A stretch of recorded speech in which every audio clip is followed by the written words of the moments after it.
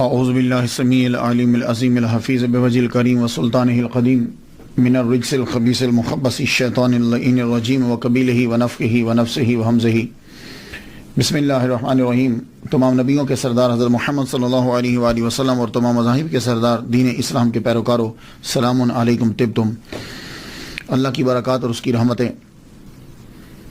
آج کی گفتگو جو ہے وہ 28ویں مرحلے میں داخل ہو گئی۔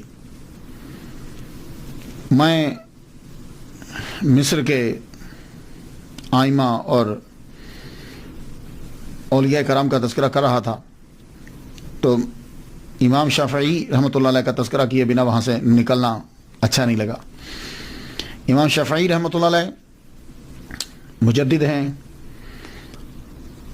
اور ولیوں کے اندر آپ جس دور میں تھے اس دور میں آپ کا رتبہ جو ہے وہ اوتاد کے برابر۔ اس کے بعد صرف 2 ہی رتبے ہوتے ہیں، قطب اور قطب عالم۔ ہمارا جیسے طریقہ ہے کہ ہم سب سے پہلے گفتگو کرتے ہیں نام کے اوپر۔ دوسری صدی کے مجدد اہل سنہ کے تیسرے بڑے امام محمد بن ادریس شافعی قریشی مطلبی مصری رحمۃ اللہ علیہ، آپ دوسری صدی کے مجدد ہیں۔ ابو داؤد میں ایک حدیث مبارکہ ہے کہ ہر 100 سال کے راس کے اوپر اللہ تعالیٰ ایک آدمی کو بھیجتا ہے کہ جو اس امت کے لیے ان کے دین کی تجدید کر دیتا ہے۔ تجدید کا مطلب کیا ہوتا ہے؟ کہ نیا دین دیتا نہیں۔ 100 سال جب گزر جاتے ہیں تو کچھ نئی چیزیں جو ہے نا وہ داخل کر دی جاتی ہیں، یا ایسا ہوتا ہے کہ جو چیزیں غیر ضروری ہیں ان کو ضروری بنا لیا جاتا ہے، یعنی فروعات کو اصل سمجھ لیا جاتا ہے اور اصل کو ٹوٹلی چھوڑ دیا جاتا ہے۔ تو پھر وہ مجدد آ کے کیا کرتا ہے تو وہ دیکھتا ہے کہ اس زمانے کے اندر بیماری کیا پیدا ہوئی تو وہ اس بیماری کو دور کرتا ہے اور اس کا علاج بھی جو ہے وہ بتلاتا ہے۔ تو امام احمد بن حنبل رحمۃ اللہ علیہ نے ان کو دوسری صدی کا مجدد جو ہے وہ قرار دیا ہے، اور واقعی اس میں کوئی اختلاف بھی نہیں ہے۔ اہل سنہ کے یہ تیسرے بڑے امام ہیں۔ امام جو ہیں وہ 4 ہیں۔ فقہ کے اندر امام جو ہیں وہ 4 قرار پائے۔ ویسے تو قرآن مجید اور حدیث مبارکہ سے استدلال کیا، استخراج جو ہے وہ کیا، استنباط جو ہے وہ کیا گیا، اور بہت سے ائمہ نے مسائل جو ہے وہ نکالے اور اخذ کیے، رائٹ۔ لیکن ساری مسلم امہ متفق ہو گئی کہ 4 امام ہیں، ان چاروں میں سے کسی ایک کے بھی پیچھے کوئی چلے تو وہ اہل سنہ میں شامل ہوگا۔ یہ 4 امام ہی کیوں، اور پھر یہی امام کیوں؟ بہت سے امام ہیں، بہت سے قرآن اور حدیث کو جانتے ہیں، انہوں نے مسائل کو نکالا، لیکن ساری دنیا نے یہ طے کیا کہ دیکھا جائے کہ کون سا امام ہے۔ 1-2 مسئلہ نہیں، پہلا انہوں نے یہ رکھا کہ امام اسے تسلیم کیا جائے گا کہ جس نے ولادت سے لے کر وصال تک کے تمام مسائل جو انسان کو پیش آتے ہیں وہ سارے جو ہیں وہ قرآن اور حدیث کے دلائل سے نکالے ہوں۔ یہ بات یاد رکھیے گا، قرآن اور حدیث کی روشنی سے نکالے ہوں پوری ایمانداری کے ساتھ، پہلی۔ اور دوسری بات یہ، اب قرآن اور حدیث سے تو مسائل بہت سے لوگوں نے نکالے ہیں، تو دوسری شرط یہ رکھی گئی کہ انہوں نے جو مسائل نکالے تھے وہ تمام کے تمام لوگوں کی نظروں کے سامنے ہوں، مدون ہوں کتاب کی صورت میں۔ تو اس چیز کو جب چیک کیا گیا تو پتہ چلا کہ صرف 4 امام ایسے ہیں کہ جنہوں نے ایمانداری کے ساتھ ولادت سے لے کے وصال تک کے، انسان کے ولادت اور وصال تک بیچ کے جو مسائل پیش آتے ہیں وہ معاملات ہیں، عبادات ہیں، ان کو قرآن اور حدیث سے اخذ کیا اور لوگوں کے سامنے اسے پیش کر دیا، اور وہ ہماری نظر میں ہمارے سامنے بالکل وہ موجود ہے۔ تو یہ 4 امام ہیں۔ اب کوئی امام اگر آتا ہے تو وہ یہ بتلائے کہ اس نے یہ کام کیا۔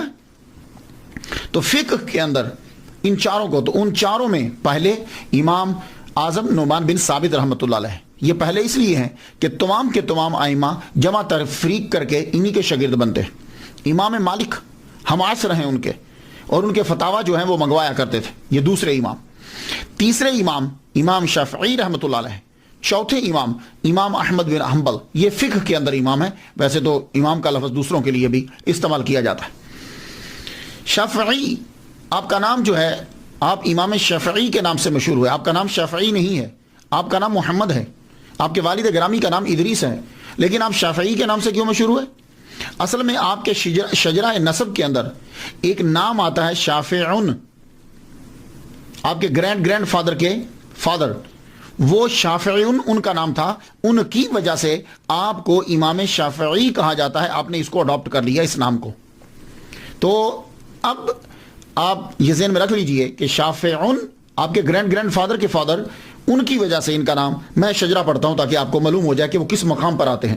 محمد آپ کا نام، آپ کے والد کا نام ادریس بن عباس بن عثمان بن شافع، یہ آگے نا بیچ میں شافع، بن اسائب بن عبید بن عبد یزید بن ہاشم بن عبد المطلب بن عبد مناف۔ تو یہ شافعی جو آیا تھا، اس کی وجہ سے وہ امام شافعی جو ہے وہ کہلوائے۔ اب امام شافعی جو پروننسیشن ہے، اس کے ضمن میں ایک بات کرتا جاؤں، بڑی اہم بات ہے۔ وہ بات یہ ہے کہ ہماری جو اردو زبان ہے، اس کے اندر بہت سے الفاظ اڈاپٹ کیے گئے ہیں، ترکی سے لیے گئے ہیں، سنسکرت سے لیے گئے ہیں، عربی سے لیے گئے ہیں، ہندی سے لیے گئے۔ تو جب زبان کسی دوسری زبان سے لفظ کو لیا جاتا ہے تو پھر وہ جو اڈاپٹ کرتا ہے وہ اس کو پروننسیشن اپنا دے دیتا ہے، اس کو جو بولنے میں آسان لگتا ہے۔ اسی لیے جب آپ اکثر سنیں گے تو منہ سے نکلتا ہے شافعی شافعی، امام شافعی، فا کے اوپر زبر پڑتے ہیں، جبکہ فا کے اوپر زبر نہیں ہے، فا کے نیچے زیر ہے۔ وجہ یہ ہے کہ جو پنجاب سائڈ کے لوگ ہیں یا عام جس جگہ وہ رہ رہا ہے، وہاں جب اڈاپٹ کیا گیا تو فا کے نیچے زیر اور عین کے نیچے زیر دونوں کو پروناؤنس کرنا پنجاب والوں کے لیے یا ہمارے لیے بڑا مشکل ہے۔ جیسے امام شافعی بہت مشکل ہوگا، تو شافعی جو ہے وہ بڑا آسان ہے ہمارے لفظ۔ تو اس لیے اکثر لفظوں کے ساتھ ایسا ہوا کہ جب اس کو معاشرے نے عام طور پر کچھ اور بولا اور اصل میں اس کا پروننسیشن اور ہوتا تھا، یہی وجہ ہے۔ آپ اکثر دیکھتے ہوں گے کہ بڑے پڑھے لکھے مقرر ہیں، انہوں نے ساری کتابیں پڑھی ہیں، لیکن جب تقریر کرتے ہیں تو پروننسیشن وہ بول جاتے ہیں، تو ایک آدمی بیٹھا ہوا یہ سمجھتا کہ شاید یہ غلط بول رہے ہیں۔ وہ غلط نہیں بول رہے، اگر آپ ان سے بیٹھ کر پوچھیں گے تو وہ آپ کو صحیح بتائیں گے۔ ہوتا یہ ہے کہ انہوں نے جو اپنی زندگی جو گزاری ہے، اس ماحول کے اندر اس کا پروننسیشن وہ وہی تھا۔ جیسے کہتے ہیں میں نے فقہ پڑھی ہے، جبکہ یہ اس کا پروننسیشن الفقہ ہے، فقہ ہو۔ ابھی میں ایک ڈکشنری دیکھ رہا تھا، اس کے اوپر بھی کاف کے اوپر زبر ڈلی ہوئی ہے، وہ اردو کی ڈکشنری تھی، تو اصل میں الفقہ ہے۔ یہ میرے پاس ایک ڈکشنری ہے، مصباح اللغات ہے، ابھی میری لائبریری یہی میرے پاس موجود ہے۔ میں اس میں دیکھ رہا تھا کہ انہوں نے کیا پروننسیشن جو ہے وہ دیا، یہ دیتے ہیں الفقہ ہو، کسی شے کا جاننا، الفقہ ہو اسے بولتے ہیں۔ ویسے فقہ، او جی میں نے فقہ پڑھی ہے، دیکھا نا عام چلتا ہے نا، کیونکہ الفقہ یہ بولنا ذرا مشکل لگتا ہے ہمیں۔ تو اس لیے میں عرض کرنا چاہوں گا کہ اکثر ایسا ہوتا ہے کہ جب ہم کبھی لفظ بول رہے ہوتے ہیں تو بعض اوقات ہم اپنے معاشرے میں جو بولا جاتا ہے اس کو بول دیتے ہیں، اس کا مطلب یہ نہیں ہوتا کہ اس صاحب کو اس کے اصلی پروننسیشن نہیں آتا، لیکن بعض اوقات ساتھ بول دیا جاتا ہے۔ تو اسی طرح شافعی، امام شافعی، دیکھا نا بہت مشکل لگ رہا ہے۔ تو امام شافعی رحمۃ اللہ علیہ، آپ قریشی بھی ہیں اور مطلبی کیسے، قریشی کیسے؟ دیکھیے یہ جو لفظ قریشی ہے مختلف جگہوں میں مختلف قوموں کی نشاندہی کرتا ہے۔ کراچی میں چلے جائیں تو وہاں جو قریشی ہیں وہ کسی ایک پیشے کی نشاندہی کر رہے ہیں، پنجاب سائڈ میں آ جائیں قریشی ایک اور قوم کی نشاندہی کر رہے ہیں۔ اگر آپ عرب میں چلے جائیں گے تو وہاں اگر کسی کے ساتھ قریشی لگتا ہے تو اس کا مطلب یہ ہوگا کہ یہ بنو قریش، حضور صلی اللہ علیہ وسلم کا جو خاندان ہے ان سے اس کا جو ہے وہ تعلق ہے۔ تو آپ کا تعلق واقعی ہی حضور صلی اللہ علیہ وسلم کے خاندان سے ہے، اس لیے آپ کو قریشی بھی کہا جاتا ہے۔ اور مطلبی کیوں کہا جاتا ہے کہ آپ کا سلسلہ نسب جب ہم چیک کرتے ہیں تو وہ عبد المطلب سے جا کے ملتا ہے، اس لیے مطلبی بھی آپ کو کہا جاتا ہے۔ آپ فقیہ بھی ہیں اور مصری بھی، یہ بھی آپ کے ساتھ لفظ لگتا ہے الفقیہ۔ ایجپٹ کا آپ کو فقیہ کہا جاتا ہے۔ حیرانی کی بات سنیے، رہنے والے آپ حجاز کے ہیں، مکہ کے، اور زیادہ وقت آپ نے مکہ اور مدینہ میں گزارا، صرف 5 سال آپ نے مصر میں گزارے، ایجپٹ میں، اور مشہور کہاں ہوئے؟ ایجپٹ میں۔ رہنے والے مکہ مدینہ کے، مشہور ہوئے جا کے ایجپٹ کے اندر۔ اور غلبہ اتنا ہے مصر میں، غلبہ اتنا آپ کا ہوا کہ آج بھی الازہر مسجد کا امام جو ہے وہ شافعی، امام شافعی رحمۃ اللہ علیہ کا ہی پیروکار ہوگا۔ تو چونکہ ذکر میں نے کیا امام جلال الدین سیوطی رحمۃ اللہ علیہ کا، تو وہ جن کے پیروکار ہیں، میں نے کہا امام شافعی رحمۃ اللہ کی بارگاہ میں بھی نذرانہ پیش کرتا جاؤں۔ پیدائش آپ کی 150 ہجری میں ہے، بہت قریب۔ اور وصال 204 ہجری میں ہے. تو گویا کہ امام شافعی رحمۃ اللہ علیہ نے دنیا کے اوپر 54 سال صرف زندگی جو ہے وہ گزاری، لیکن اس 54 سال کے اندر آپ کمال کر گئے. ابتدائی حالات آپ سنتے جائیے. ہمارا کوشش جو ہے ہم یہی کرتے ہیں، زیادہ تر گہرائی میں نہیں جاتے، کہ پتہ چلے کہ یہ جو عظیم بنے لائف کیسی تھی، تاکہ کوئی آدمی وہ لائف گزار رہا ہو تو اس کے لیے بھی بڑے سبق ہوں. اب آپ سبق آپ نے تلاش کرنا ہے، میں بس بولنے لگا. ابتدائی حالات، آپ پیدا ہوئے غزہ ہاشم کے اندر.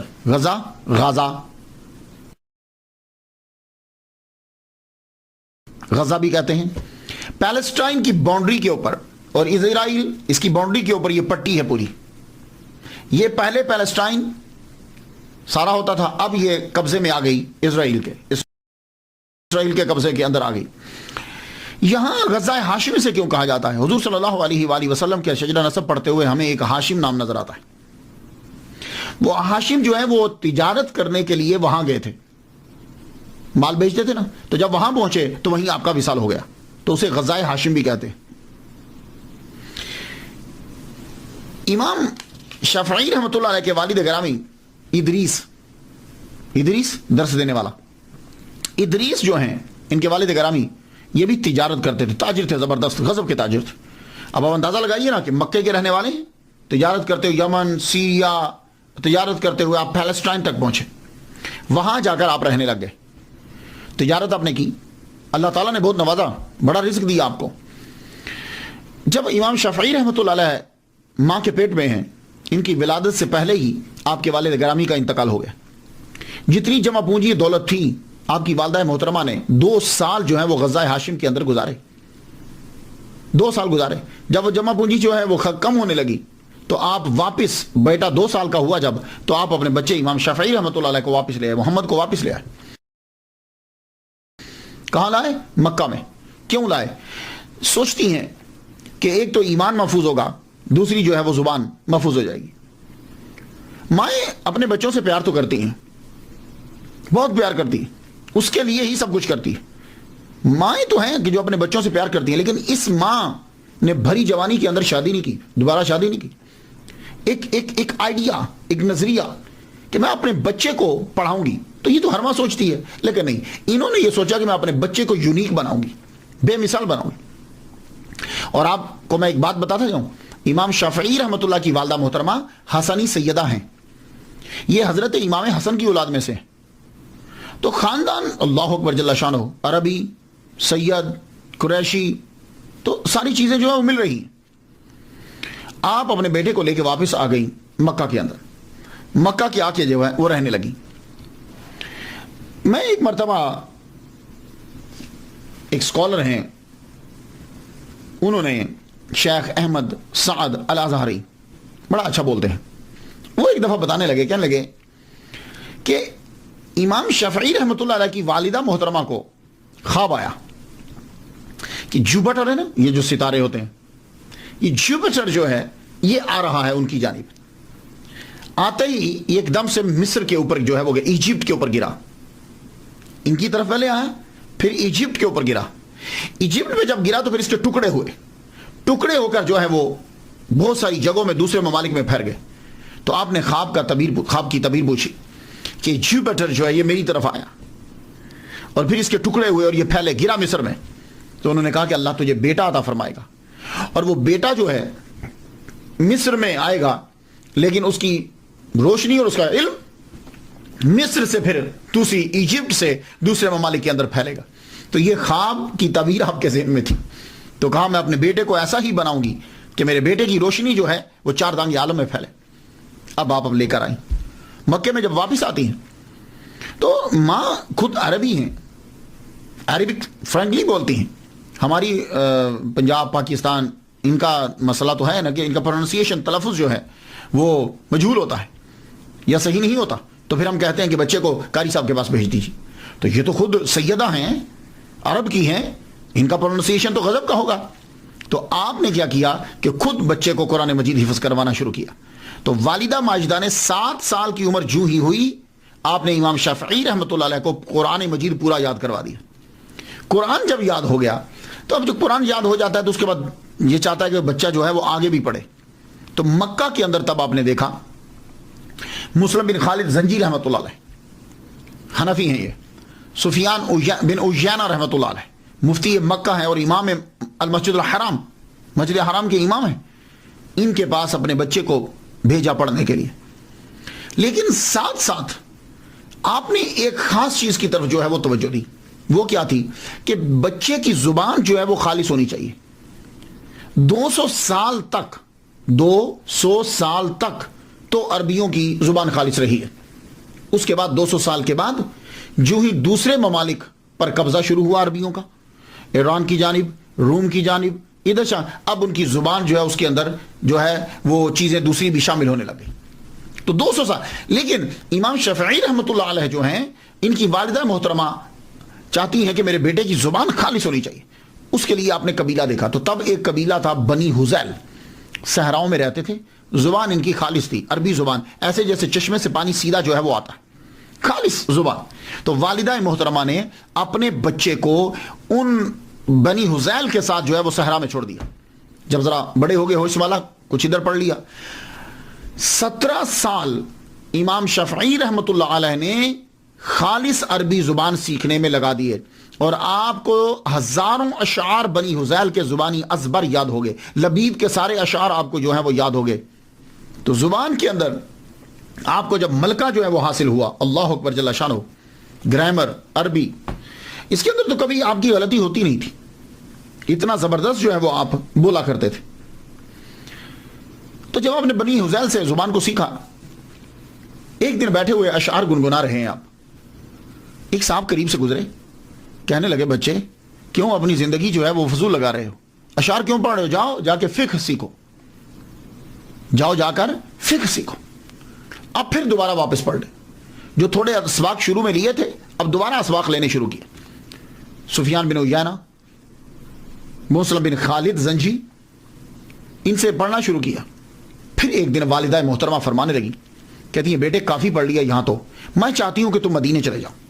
مدینہ امام مالک کا شہرہ تھا. امام مالک ایسے جیسے کوئی سلطان ہے، کوئی بادشاہ ہے، کہ حاکم بھی ہاتھ باندھ کر آپ کے سامنے کھڑے ہوتے تھے.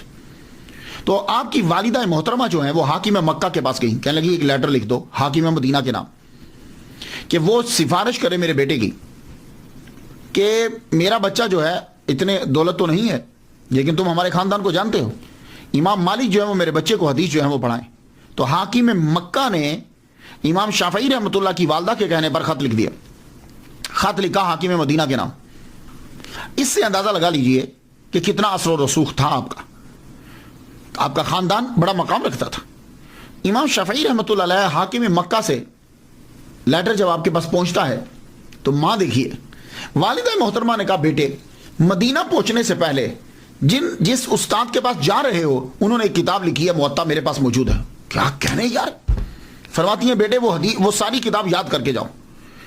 تو مدینہ روانہ ہونے سے پہلے یہ doctor Muhammad Musa, professor in department of Islamic study, King Abdulaziz University Jeddah, ان سے میں نے سنا، یہ کہتے ہیں کہ 9 راتوں کے اندر موطا امام مالک انہوں نے یاد کر لی. یہ ہمارے عام زبان کے اندر موطا بول دیتے ہیں، لیکن یہ مطلب نہیں ہے کہ اس کو آتا نہیں ہے، اصل لفظ موطا ہے پروننسیشن، لیکن ہمارے یہاں مشکل لگتا ہے. تو موطا امام مالک 9 راتوں میں بیٹھ کر زبانی یاد کر دی. یاد کرنے کے بعد اب مکہ سے روانہ ہوئے.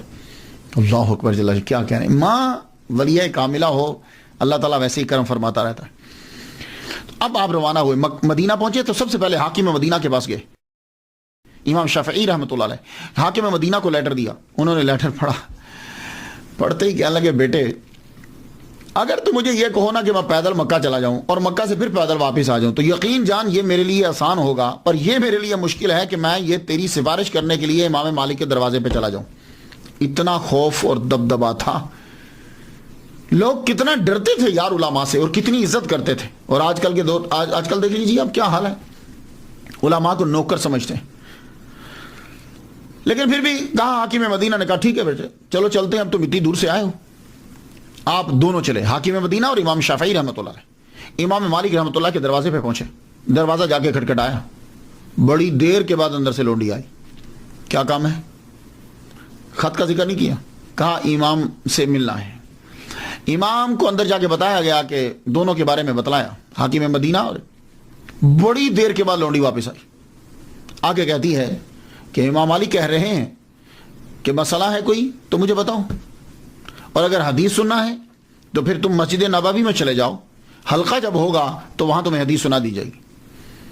اب امام شافعی رحمۃ اللہ علیہ بولے، کہنے لگے نہیں میں حاکم مکہ کا خط لے کر آیا ہوں ان کے نام۔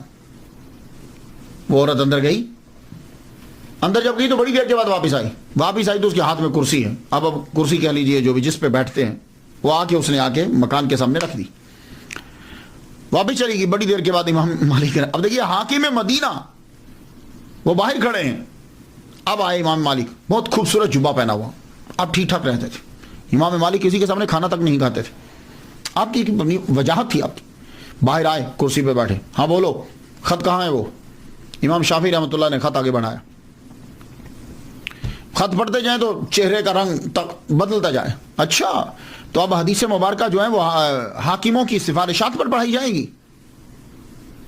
جب آپ غصے میں آنے لگے تو امام شافعی آگے بڑھے، گفتگو شروع کی، اللہ اکبر، تو عربی، ادب، نفاست، موزوں الفاظ اور گفتگو کا انداز امام مالک رحمۃ اللہ کو بڑا متاثر کیا۔ آپ نے خط سائڈ پہ رکھا، کہا بھائی ہم تمہاری گفتگو سے متاثر ہوئے، جاؤ ہم تمہیں اپنی شاگردی میں لیتے ہیں، تم ہمارے حلقے میں بیٹھا کرو، جاؤ فلاں آدمی کے پاس جاؤ اور اس کے پاس موطا ہے، وہ لے کر ہماری محفل میں آ جائیے گا۔ جب آپ کو اجازت مل گئی اب حلقہ میں بیٹھے، حلقہ میں جب بیٹھے تو کہا تم کتاب نہیں لائے؟ کہا حضور مجھے آپ کی کتاب زبانی یاد ہے۔ یہ ایک اور حیران کن بات تھی، کہا مجھے آپ کی کتاب زبانی یاد ہے جو آپ نے لکھی ہے۔ اچھا، تو اب ایک روایت جو ہم سنتے آتے تھے کہ امام شافعی رحمۃ اللہ علیہ نے کھڑے کھڑے ساری سنا دی، اور بعض میں ہے کہ نہیں پھر آپ آہستہ انہوں نے امتحان لیا، جہاں سے پوچھیں آپ بتاتے جائیں، کہا ٹھیک ہے تم ہمارے پاس رہ سکتے ہو۔ تو امام شافعی رحمۃ اللہ علیہ اب امام مالک رحمۃ اللہ علیہ کے پاس رہ کر سیکھنے لگے، ان کے پاس سیکھنے لگے۔ تو اب مجھے ذرا تھوڑا سا رکنا ہے یہاں، میں آپ کو بتا دوں امام مالک امام شافعی سے 57 سال بڑے ہیں، پہلی بات تو یہ ہے، پہلا تو یہ کہ امام مالک 57 سال 57 ایئرس اولڈ ہیں، امام اولڈر ہیں امام شافعی سے، یعنی گویا کہ 57 سال بعد امام شافعی پیدا ہوئے۔ اب امام شافعی ان کے پاس زانو تلمس طے کرنے کے لیے گئے تو امام مالک تقریباً 84 سال کے تھے جب امام شافعی رحمۃ اللہ پڑھنے کے لیے گئے تو 84 سال کے تھے، کیونکہ 7 سال تو آپ نے قرآن پڑھا، 17 سال آپ نے بنی حذیل میں لگائے، تو 17 اور 7 24 بنے، ٹھیک ہے۔ تو مفتی ڈاکٹر علی جمعہ، یہ بھی بڑے اسکالر ہیں، مصری ہیں، وہ کہتے ہیں کہ 17 سال لگائے بنی حذیل میں، تو جب امام مالک سے پہنچے تو تقریباً 24 سال امام شافعی رحمۃ اللہ علیہ کی عمر تھی، 24 سال، جب تک اللہ نے چاہا امام مالک کے پاس ہی رہے۔ ایک جگہ میں نے پڑھا ہے کہ جب تک امام مالک زندہ رہے یہ ان کے پاس رہے۔ تو امام مالک کا وصال ہوا ہے 179 ہجری کے اندر، تو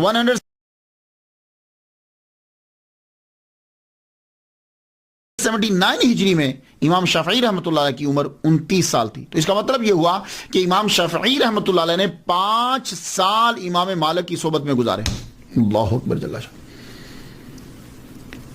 ان کا جب وصال ہوا تو اب آپ دوبارہ پھر مکہ تشریف لے گئے امام شافعی رحمۃ اللہ علیہ۔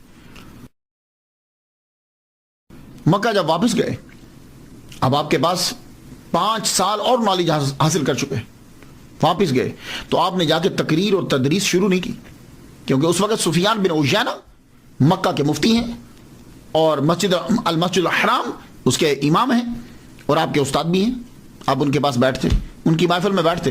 جب انہوں نے یہ چیک کیا، مفتی مکہ نے یہ دیکھ لیا کہ اس میں بچے میں اتنی صلاحیت ہے کہ یہ خود پڑھا سکتا ہے، تو آپ نے فتویٰ کی اجازت دے دی۔ تو میری تحقیق کے مطابق 29 سال میں آپ کو مفتی مکہ نے اجازت دے دی کہ تم فتویٰ دے سکتے ہو، پڑھا سکتے ہو۔ اب امام شافعی رحمۃ اللہ علیہ نے المسجد الحرام کے اندر، مسجد حرام کے اندر علیحدہ اپنا حلقہ لگا لیا، تدریس آپ نے شروع کر دی۔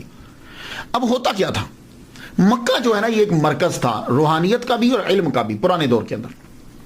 جو اولیاء کرام تھے وہ وہاں مجاور ہوتے تھے، بیٹھتے تھے، چلے کاٹتے تھے، وہی رہتے تھے، اور جو علماء ہوتے تھے، بڑا جو علامہ ہوتا تھا وہ وہاں بیٹھ کے پڑھاتا تھا. تو لوگ جب حج کرنے کے لیے آتے تھے تو وہ حج بھی کرتے تھے، اور جو تصوف کی طرف راغب ہوتا تھا وہ اولیاء کرام کی محفل میں بیٹھا رہتا، ان سے ملاقات ہوتی. اور جو علم پڑھنا چاہتا تھا وہ مسجد کے اندر جاتا، وہاں حلقہ جو ہے وہ لگا ہوتا تھا، وہ وہاں پڑھ لیتا. اب یہی طریقہ تھا.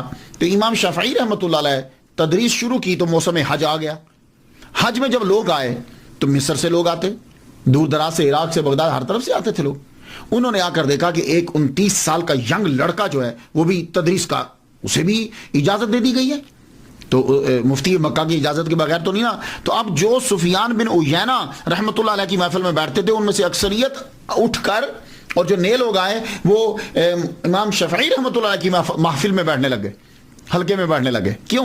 اس لیے کہ آپ جب گفتگو کرتے تھے تو آپ کی گفتگو کے اندر جو ہے بڑی نفاست اور بدوانہ جو ہے نا، بدویوں کا جو گاؤں میں، یعنی جو صحرا میں رہتے ہیں، ان کا اسٹائل تھا، خالص اسٹائل.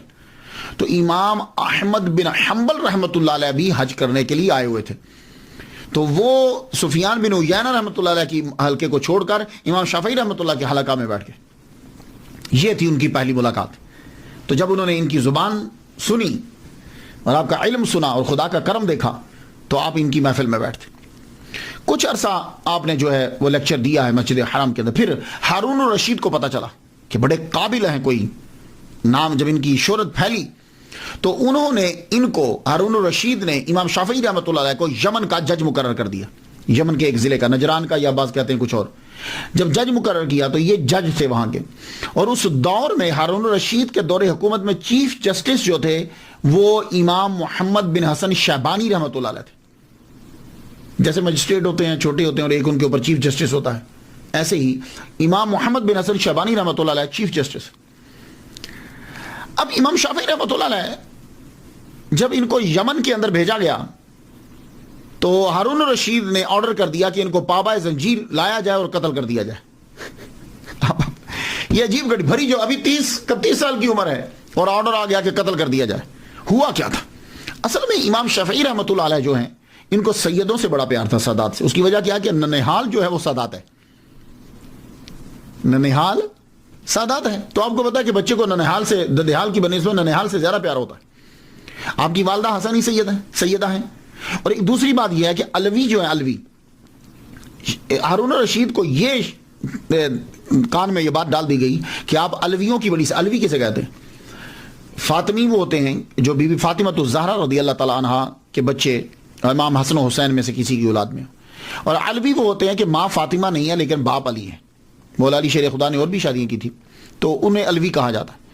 تو امام شافعی رحمۃ اللہ علیہ سیدوں کی بڑی عزت کرتے تھے. شافعی رحمۃ اللہ علیہ سیدوں کی بڑی عزت کرتے تھے. اس سے بعض لوگوں نے ان کو اہل تشیع میں شامل کر دی،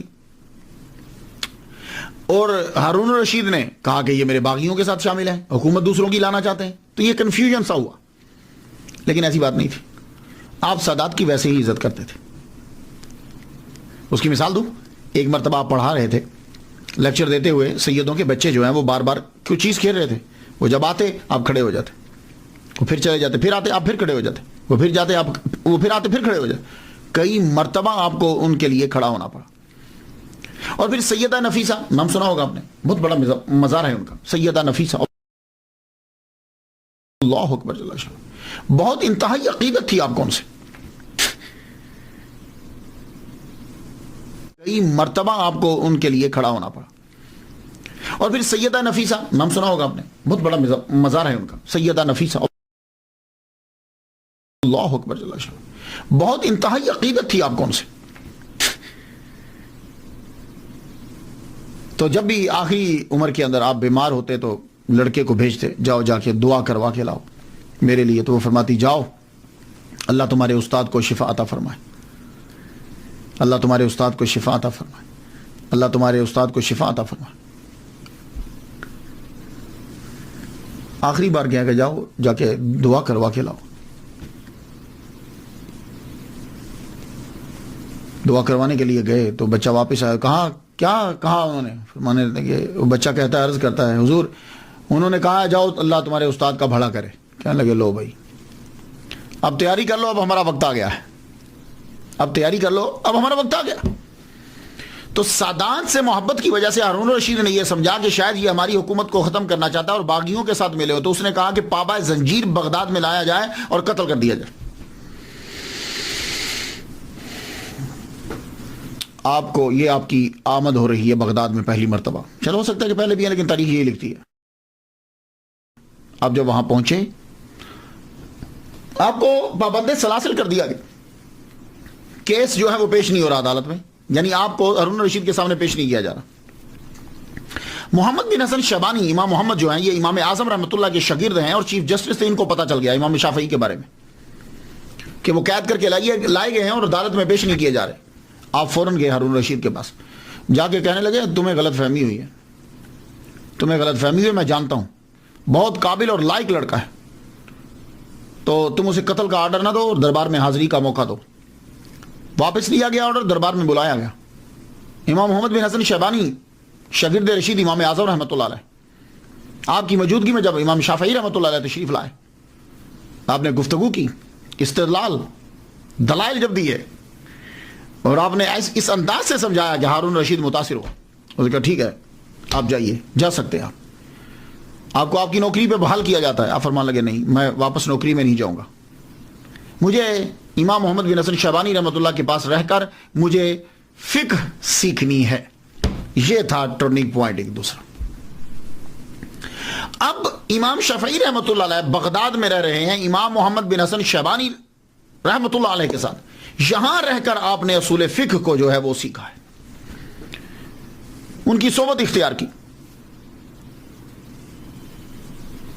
تو آپ نے اعلان فرمایا وہ امام اعظم کے شاگردوں کی صحبت اختیار کرے۔ اللہ نے استنباط کا دروازہ ان پر کھول دیا، اور فقاہت ہرگز نصیب نہ ہوتی اگر میں امام محمد بن حسن شیبانی کی کتب کا مطالعہ نہ کیا ہوتا۔ میں نے آپ نے ان کے پاس رہ کر یہ سیکھا کہ قرآن اور حدیث سے مسئلے کو نکالا کیسے جاتا ہے، یہ چیز سیکھی، اصول فقہ سیکھے، یہ چیز آپ نے سیکھی وہاں۔ اور تاریخ بغداد میں الخطیب بغدادی، یہ خود شافعی ہیں، جلد 2 صفحہ 166 پہ لکھتے ہیں امام شافعی نے فرمایا مجھ پر فقہ میں جس شخص کا سب سے زیادہ احسان ہے وہ امام محمد بن حسن شیبانی حنفی رحمۃ اللہ علیہ ہیں۔ یہ امام شافعی اقرار کر رہے ہیں۔ تو اب مجھے سمجھ نہیں آتی کہ جتنے شوابے ہیں یا امام شافعی کے فالوور ہیں وہ حنفیوں کو برا کیوں کہتے ہیں۔ وہ خود فرما رہے ہیں کہ مجھ پر ان کا احسان ہے، میں نے ان سے سارا سیکھا ہے کہ مسائل کو نکالنا کیسے۔ اور ایک بات اور یاد رکھیے گا، امام شافعی رحمۃ اللہ علیہ بالکل ایک واسطے کے ساتھ امام اعظم کے شاگرد ہیں، ایک واسطے یعنی بیچ میں ایک بندہ ہے۔ میں بتاتا ہوں، یاد رکھیے گا ذرا، گفتگو کرنے میں آسانی ہو جائے گی۔ امام شافعی رحمۃ اللہ علیہ شاگرد ہیں مسلم بن خالد زنجی رحمۃ اللہ علیہ کے، اور وہ شاگرد ہیں امام اعظم کے، تو بیچ میں مسلم بن خالد زنجی ایک، امام شافعی امام اعظم کے شاگرد۔ تاریخ الکبیر جلد 8 صفحہ 81 پہ امام بخاری نے لکھا ہے، اور یہ بات طبقات جلد اول صفحہ 115 پر بھی ہے کہ امام شافعی رحمۃ اللہ علیہ نے مسلم بن خالد زنجی رحمۃ اللہ سے روایت کی ہے۔ امام شافعی رحمۃ اللہ علیہ شاگرد ہیں حضرت علی بن زبیان کے، اور وہ شاگرد ہیں حضرت امام اعظم کے، تو بیچ میں ایک۔ تہذیب الکمال جلد 20 صفحہ 497 پہ ہے کہ امام شافعی نے ان سے بھی روایت کی ہے۔ امام محمد بن حسن شیبانی رحمۃ اللہ علیہ شاگرد ہیں امام اعظم رحمۃ اللہ کے، شاگرد رشید ہیں، اور امام شافعی رحمۃ اللہ علیہ امام محمد بن حسن شیبانی کے شاگرد ہیں۔ تو ابن حجر اسقلانی شافعی رحمۃ اللہ علیہ لسان المیزان جلد 5 صفحہ 121 پہ لکھا ہے کہ امام شافعی خود تحریر فرماتے ہیں کہ میں نے امام محمد سے اتنا سیکھا کہ اس کا بوجھ ایک مذکر اونٹ جو ہے وہ اٹھائے گا، نر اونٹ اٹھا سکتا ہے۔ سارے لوگ فقہ میں اہل عراق کے عیال ہیں، اہل عراق کوفہ کے، اور سارے اہل کوفہ امام ابو حنیفہ رحمت اللہ علیہ کے۔ یہ ابن حجر اسقلانی لسان المیزان میں لکھ رہے ہیں۔ اب آپ بتائیے وہ لڑائی کس بات کی ہے؟ امام محمد بن حسن شیبانی حنفی سے سیکھنے کے بعد اب امام شافعی رحمۃ اللہ مکہ آ گئے، کچھ عرصہ رہے، پھر مکہ سے یمن گئے، کئی دفعہ یمن گئے، پھر عراق کا بھی کئی دفعہ سفر کیا۔ اس کے بعد آپ عراق گئے، لیکن مشہور سب سے زیادہ کب ہوا؟ آپ مکہ میں تشریف فرما تھے کہ عراق کے مفتی، بہت بڑے مفتی امام عبد الرحمن ابن مہدی نے خط لکھا، کہا حضور آپ اصول فقہ پہ کوئی کتاب لکھیے، اصول فقہ پہ کہ کس طریقے سے مسائل جو ہیں وہ قرآن مجید سے نکالے جاتے ہیں، حدیث سے نکالے جاتے ہیں۔ تو آپ نے پھر سب سے پہلے ایک کتاب لکھی الرسالہ، نام رسالہ ہے لیکن زبردست کتاب، اس کے اندر قرآن، حدیث، فلسفہ جو اسلامی فلسفہ ہوتا ہے، ناسخ منسوخ، یہ ساری چیزیں جو ہے اس کے اندر جمع کر دی اور مسائل اس کے اندر تحریر کی ہے، اور یہ کتاب آپ نے بغداد بھیج دی، روانہ کر دی عراق میں۔ یہ کتاب جب پہنچی تو اس کتاب نے تہلکہ مچا دیا، علمی حلقے کے اندر تہلکہ مچا دیا۔ امام کی یہ کتاب مفتی عبد الرحمن ابن مہدی نے جب پڑھی تو بول اٹھے کہ امام شافعی جیسا کوئی عالم نہیں ہے۔ ہر نماز کے بعد وہ امام شافعی رحمۃ اللہ علیہ کے لیے دعا کرنے لگ گئے اور کرتے رہے۔ امام شافعی رحمۃ اللہ علیہ کے شاگرد ہیں امام مزنی رحمۃ اللہ علیہ۔ امام مزنی کہتے ہیں کہ میں نے 500 مرتبہ اور رسالہ کتاب کو پڑھا ہے، ریڈ کیا ہے۔ I read 500 times، 500 مرتبہ۔ اس کتاب رسالہ کی جب شہرت ہو گئی اس کے بعد آپ بغداد گئے، جب بغداد گئے تو علماء، فضلاء، شرفاء سب کو پتہ چلا، اب لوگ آپ کو دیکھنے کے لیے آئے، آپ کی باتوں کو سننے کے لیے آئے۔ تو عراق میں، بغداد میں جب آپ تشریف لے کر جاتے تو وہاں آپ کی ملاقات امام احمد بن حنبل سے زیادہ رہتی۔ ویسے تو آپ اور بھی جگہوں پہ لیکچرز دیتے، امام احمد بن حنبل آپ کو بلاتے، اور جب تک امام شافعی رحمۃ اللہ علیہ بیٹھے رہتے امام احمد بن حنبل یوں جیسے شاگرد ہیں باادب ہو کر ان کے سامنے رہتے، اور جب امام شافعی رحمۃ اللہ اپنے خچر پر بیٹھ کر تشریف لے جانے لگتے تو امام احمد بن حنبل ان کے خچر کے ساتھ ساتھ چل رہے ہوتے۔ ایک دن بیٹے نے پوچھ لیا، آپ اتنے مشہور عالم ہیں، اتنے بڑے علامہ ہیں، تو آپ امام شافعی رحمۃ اللہ کے ساتھ یوں کیوں چلتے ہیں؟ کہا بیٹے اگر فقہ سیکھنی ہے، جیورسپروڈنس فقہ سیکھنی ہے، یوں ہی ان کے خچر کے ساتھ چلنا پڑے گا۔ اور امام احمد بن حنبل خود اتنے بڑے علامہ، گھر کے اندر اکثر تعریف کرتے رہتے، امام شافعی یہ ہیں، وہ اتنے اچھے ہیں، رات بھر جاگتے ہیں، قرآن پڑھتے ہیں، ذکر کرتے ہیں، تہجد پڑھتے ہیں، کھانا کم کھاتے ہیں، زیادہ تر لکھتے پڑھتے ہیں۔ ایک دن گھر کے اندر دعوت کر دی گئی۔ امام احمد بن حنبل کی بیٹیاں تھیں۔ آپ کہا کرتے تھے جب بیٹی پیدا ہوتی تو کہتے کہ انبیاء اکثر بیٹیوں کے باپ ہوئے۔ اللہ اکبر جل شانہ۔ ایک دن دعوت کی، اپنی بچیوں کو بتایا میرے دوست آ رہے ہیں، امام آ رہے ہیں، استاد آ رہے ہیں۔ انہوں نے کھانا پکایا، تو آپ کو پتا ہے کہ عادت یہ ہے کہ جب کھانا پکایا جاتا ہے تو مہمان کے آگے سب رکھ دیتے ہیں کہ چلو جو بچے گا بعد میں کھا لیں گے۔ کھانا رکھا گیا، امام شافعی رحمۃ اللہ پورا کھانا، ساری روٹیاں، سالن سارا کھا گئے۔ خالی برتن واپس گئے تو لوگ پریشان ہو گئے، گھر والے سارے، لیکن پوچھا کوئی نہیں، لوٹا پانی کا بھر کے رکھ دیا، صبح اٹھ کے تہجد پڑھیں گے۔ لیکن جب فجر کے وقت اندر گئے تو دیکھا تو لوٹا پانی کا بھرا پڑا ہے۔ وہ لوٹا اٹھا کے باہر لے گئے۔ اب بیٹیاں بھی حیران ہوئی اور روجا بھی، چکر کیا ہے؟ آپ تو کہتے تھے کہ کھانا کم کھاتے ہیں، پورا کھا گئے، اور آپ کہتے ہیں تہجد پڑھتے ہیں، تو انہوں تو لگتا ہے کہ سوئے رہے ہیں، تہجد پڑھی ہی نہیں انہوں نے۔ آپ فجر میں اندر گئے ہو تو لوٹا ویسے ہی پڑا ہوا ہے۔ امام احمد بن حنبل جو ہیں انہوں نے جب پوچھا، آپ کمرے میں داخل ہوئے، امام شافعی رحمۃ اللہ علیہ اوتاد ہیں، بڑے ولی کامل اس دور کے، آپ نے چہرہ پڑھ لیا، کہنے لگے ایک بات تو بتاؤ۔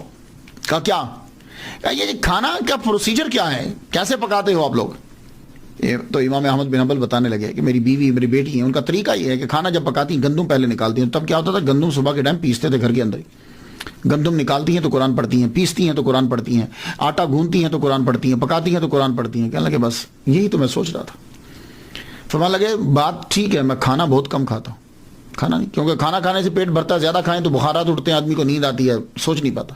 میں کھانا بہت کھاتا ہوں لیکن بہت کم کھاتا ہوں، لیکن یہ کھانا جب میرے سامنے آیا، میں نے پہلا لقمہ توڑ کر چبا کے جب وہ میرے حلق سے نیچے اترا، وہ پیٹ میں گیا، میرا قلب شروع ہو گیا، یعنی ذکر کرنا شروع ہو گیا۔ تو میں سمجھ گیا کہ کوئی اسپیشل کھانا ہے، تو میں نے خود سے کہا آج جتنا ہے یہ کھا لے، شاید زندگی میں ایسا کھانا پھر دوبارہ نصیب نہ ہو۔ اللہ اکبر جل شانہ۔ تو فرمان لگے وہ میں سارا کھانا کھا گیا، ساری رات میرا قلب جاری رہا، ذکر کرتا رہا، میں سویا ہی نہیں۔ میں سوتا تو میرا وضو ٹوٹتا، وضو ٹوٹتا تو میں وضو کرتا نا، تو وضو کرتا تو پانی استعمال ہوتا، میں سویا ہی نہیں۔ اللہ اکبر جل شانہ۔ یہ تھے لوگ اور وہ تھے گھر والے۔ آپ دوسرے محدثین کی طرح بالکل نہیں، امام احمد بن حنبل آپ کے بارے میں کہتے ہیں کہ آپ دوسرے محدثین کی طرح نہیں ہیں. محدث جو ہے نا، محدث کسے کہتے ہیں؟ جو حدیث کو زبانی یاد کرتا ہے لیکن اس کو مسئلہ نکالنا نہیں آتا. کوئی بندہ مسئلہ پوچھنے آ جائے تو وہ اسے پرابلم ہو جائے گی. حدیثیں تو یاد ہیں. تو فرماتے ہیں کہ دوسرے بھی محدثین تھے لیکن ان کے اوپر فقہ کا دروازہ بند تھا.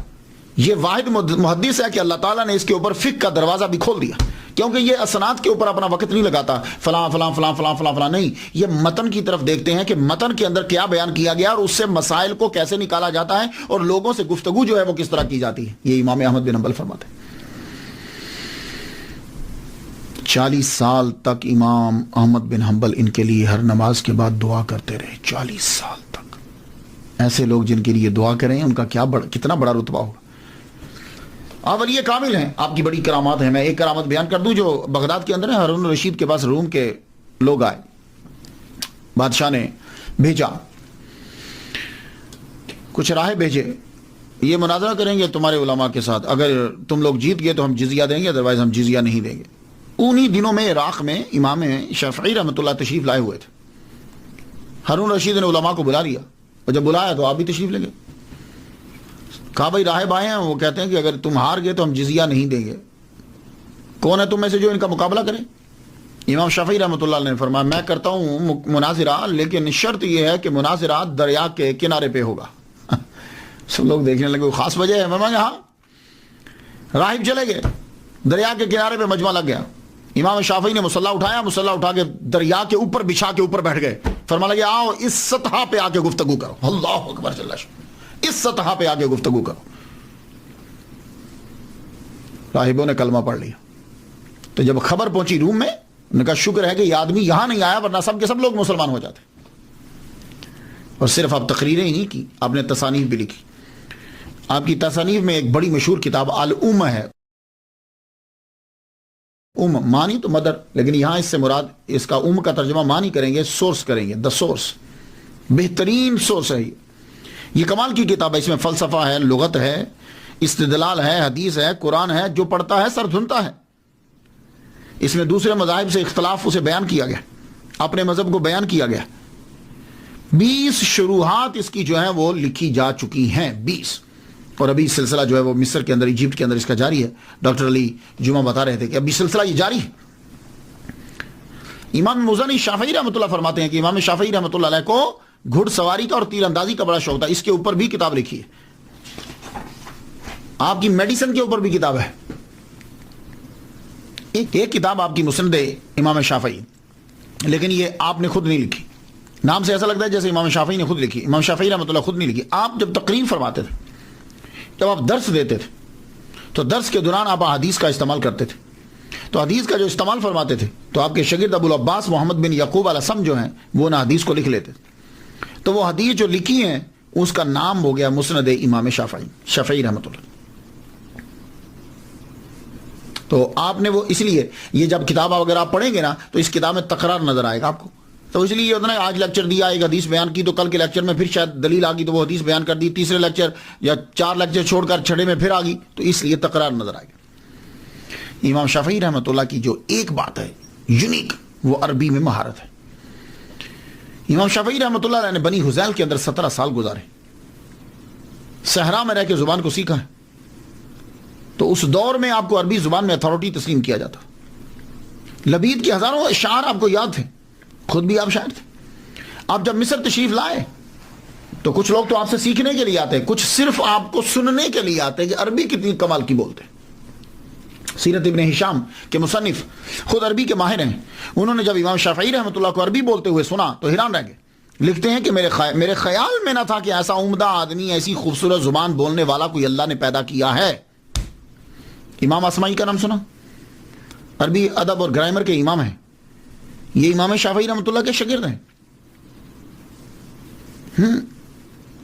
کوئی زبان ہوتی ہے نا تو اس کے اندر اصل مشکل چیز شاعری ہوتی ہے.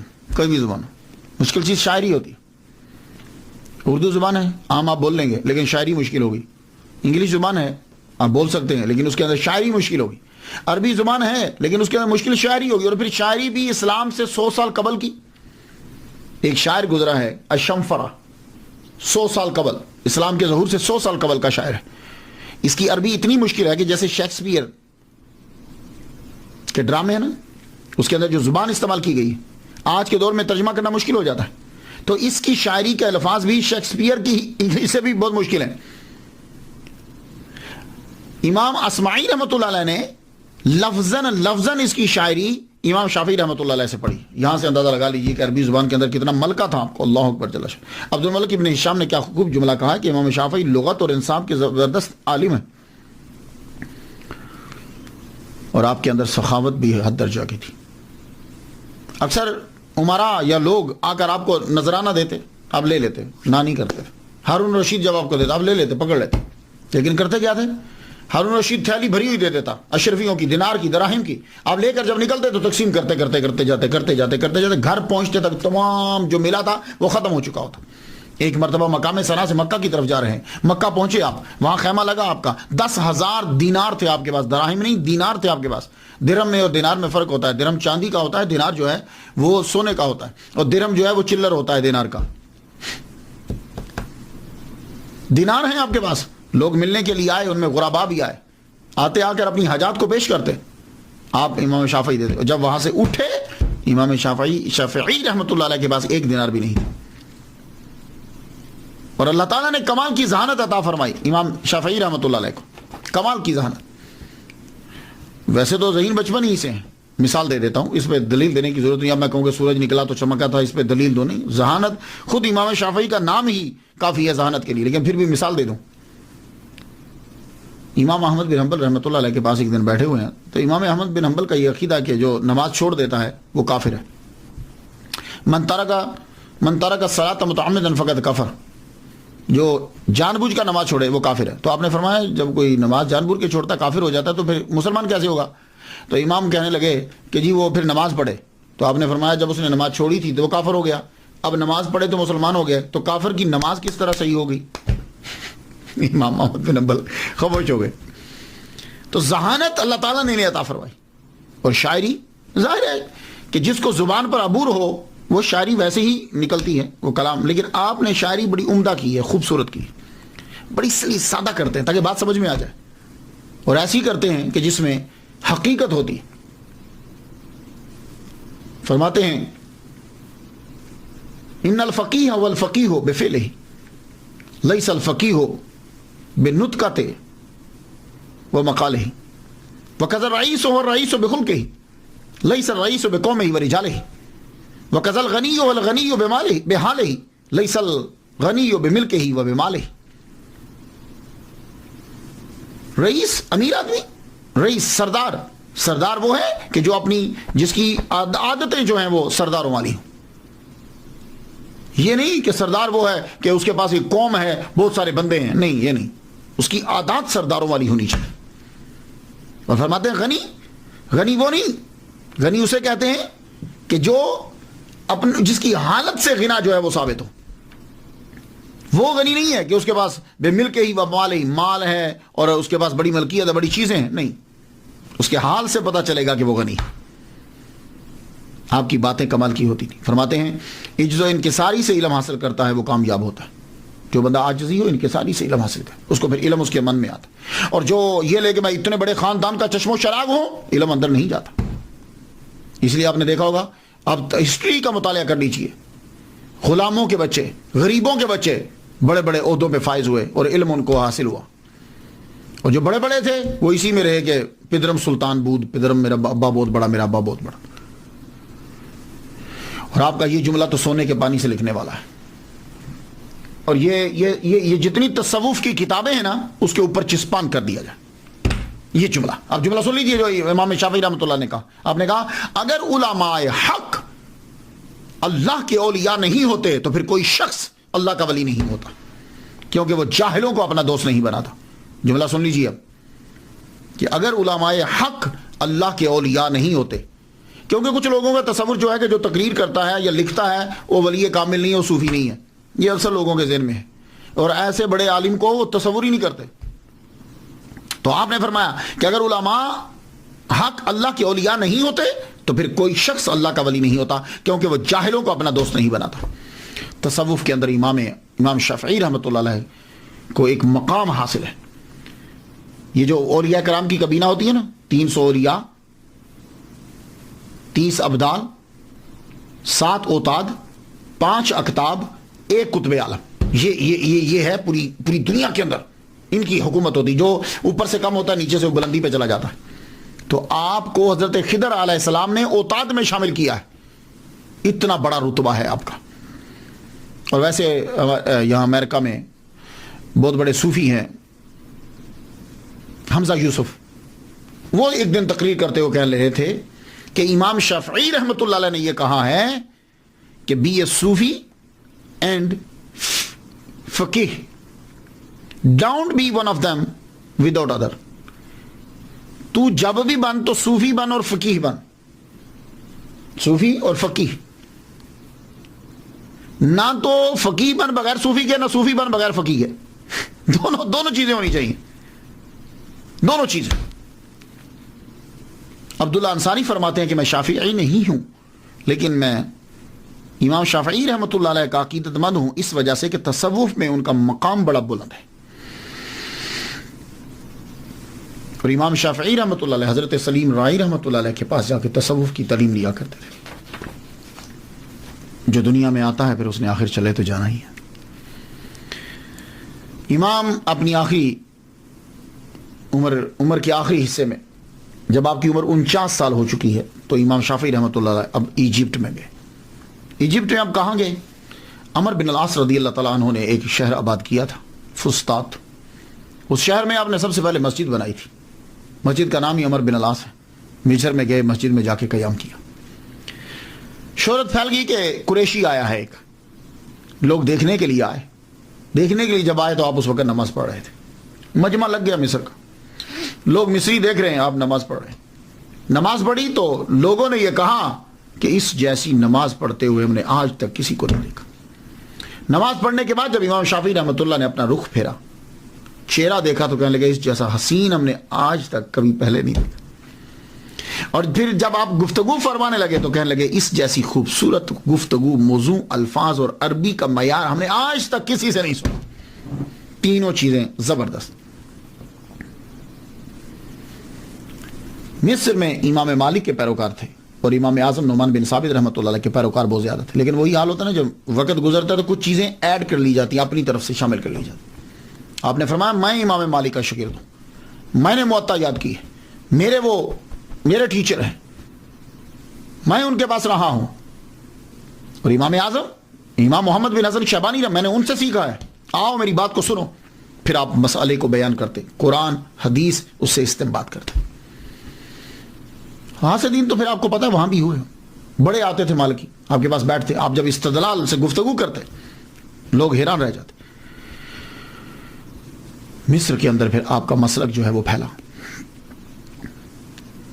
اللہ تعالیٰ نے آپ کو بڑے عظیم شاعر دیے، شاگرد دیے. موزانی، بعیطی جیسے شاگرد آپ کو عطا کی. انہوں نے 40 سال کے عرصے میں امام شافعی رحمۃ اللہ کے مسلک کو پوری دنیا میں پھیلا دیا. سب سے زیادہ کام جو کیا آپ کی تحریر کے اوپر وہ امام بائحقی رحمۃ اللہ علیہ، شافعی رحمۃ اللہ علیہ نے کیا. انہوں نے آپ کے ملفوظات، بیانات، آپ کے جملے، کہے ہوئی باتیں، آپ کی کتابیں سب کے اوپر ورک کیا، ان کو یکجا کر کے پھر پھیلایا. سب سے زیادہ کام امام بائحقی شافعی رحمۃ اللہ علیہ نے کیا. امام شافعی رحمۃ اللہ علیہ صرف 5 سال مصر میں رہے. آپ کا آبائی وطن مکہ، آپ کا مسلک پھیلا مصر میں. 54 سال اس دھرتی پہ گزارے. رجب کی آخری تاریخ ہے، جمعہ کی شب ہے، مغرب کی نماز آپ نے پڑھ لی ہے. مغرب کی نماز پڑھنے کے بعد آپ دنیا سے رخصت ہو، اپنے خالق حقیقی سے جا ملے. آپ کا مزار پرانے مصر کے دارالحکومت فسطاط میں ہے. اس شہر کو حضرت عمر بن العاص رضی اللہ تعالیٰ عنہ نے آباد کیا تھا. ڈاکٹر محمد موسیٰ کنگ عبدالعزیز یونیورسٹی جدہ، میں تذکرہ کر چکا ہوں ان کا شروع میں، اچھے ہیں، تقریر زبردست کرتے ہیں. کہہ رہے تھے کہ زرت و زیارت شریعہ، میں مصر گیا اور میں نے وہاں جا کے ان کی قبر پہ میں گیا اور زیارت شریعہ کی. میں مسکرا پڑا، میں نے کہا یہ لفظ زرت و زیارت شریعہ جو ہے یہ کیا ہے؟ اور یہ دیکھو یہ سعودی عرب کا بندہ کنگ عبدالعزیز یونیورسٹی میں پڑھانے والا قبر پہ جا رہا ہے. اب وہ کفر شرک وہ کہاں گیا؟ تو آپ ان چکروں میں نہ پڑھو، یہ ساری چیزیں شروع. آپ نعتیں بھی پڑھ رہے ہیں، قبروں پہ بھی جا رہے ہیں، فاتحہ بھی پڑھ رہے ہیں، بس ہر ایک چیز شروع ہے. وہاں گیا تو آج بھی ان کا مزار جو ہے وہ مرجع خلائق. لوگ یہ جو ہے یہ انٹرنس ہے حضرت امام شافعی رحمۃ اللہ علیہ کے مزار کی اور مسجد کی، اس کے اوپر جو ہے وہ ساری ہسٹری جو ہے ان کے بارے میں لکھی ہوئی ہے۔ میں یہ بتاتا چلا جاؤں کہ یہ جو مزار آپ کو اور یہ جو مسجد یہ نظر آ رہی ہے، سب سے پہلے جو ہے یہ ایوبی سلطان المالک الکامل محمد، جو بھتیجے تھے سلطان صلاح الدین ایوبی رحمۃ اللہ علیہ کے، انہوں نے 608 کے اندر جو ہے نا وہ اسے بنایا تھا۔ خود ان کی اپنی قبر بھی جو ہے وہ اس کے اندر ہی ہے، ان کا مزار بھی جو ہے نا وہ اس کے اندر ہی ہے۔ اس قبر کے اوپر لکڑی کا بڑا خوبصورت جو ہے وہ کام ہوا تھا، اور یہ کاریگری عبید ابو المعالی نے جو ہے وہ کی تھی۔ آپ اندر داخل ہوں تو آپ کو روشنی جو ہے وہ نظر آئیں گی، اور چونکہ یہ بنایا بڑے پتھروں کے ساتھ بڑا خوبصورت بنایا گیا، لکڑی کا جو ہے وہ بڑا کام ہوا ہے اس کے اوپر۔ یہ آپ دیکھ رہے ہیں، یہ اندر جو ہے وہ ان کی قبر انور ہے، تعویذ ہے۔ اس کے اوپر جو ہے وہ آیت الکرسی لکھی ہوئی ہے، اللہ لا الہ الا هو الحی القیوم لا تأخذہ سنۃ ولا نوم، یہ آپ جو ہے وہ پڑھ رہے ہیں۔ تو آج کے دور کے اندر اس کا جو ہے بڑا عرصہ ظاہر ہے کہ 608 کہاں اور اب کہاں۔ تو اس کو دوبارہ جو ہے دبئی کے جو ہیں عیسیٰ صالح الکرک جو ہے یہ گروپ بھی ہے، اور ویسے یہ خود عیسیٰ صالح جو ہیں یہ سفیر بھی رہے ہیں یو کے اندر اور آئرلینڈ کے اندر بھی۔ 1960 کے اندر انہوں نے گروپ جو ہے وہ الکرک گروپ جو ہے وہ بنایا تھا، تو اب تو خیر یہ بہت بڑا گروپ ہو گیا ہے۔ تو انہوں نے جو ہے ڈونیشن دیا، اور بعد میں یہ جدید جو عمارات اور چیزیں جو نظر آ رہی ہیں مسجد کی تعمیر اور آپ کی مزار کی، یہ ان کی ڈونیشن کی وجہ عیسیٰ صالح جو دبئی کے اندر ہیں۔ تو یہ اب دیکھیے کہ مزار شریف کے اوپر جو ہے وہ قرآن مجید جو ہے مصری آ کر جو ہے وہ پڑھتے ہیں، اور اس کی زیارت جو ہے دور دراز سے آ کے لوگ بھی جو ہے وہ کرتے رہتے ہیں۔ جیسے میں نے ڈاکٹر محمد موسیٰ ہیں، وہ انہوں نے کہا کہ میں وہاں گیا زرت و زیارت شریعہ، میں نے وہاں جا کے جو زیارت کی اور فاتحہ پڑھی، یعنی کہ سعودی عرب کے لوگ بھی جو ہے وہ یہاں آتے ہیں۔ یہ دیکھیے کتنا خوبصورت منظر ہے آپ کی قبر انور کا، اور اس کے اوپر لکڑی کا جو کام سارا ہوا یہ سلطان صلاح الدین ایوبی کے بھتیجے نے جو ہے وہ کیا۔ آج بھی دعائیں پڑھی جاتی ہیں، اللہ تعالی رحمت نازل فرمائے۔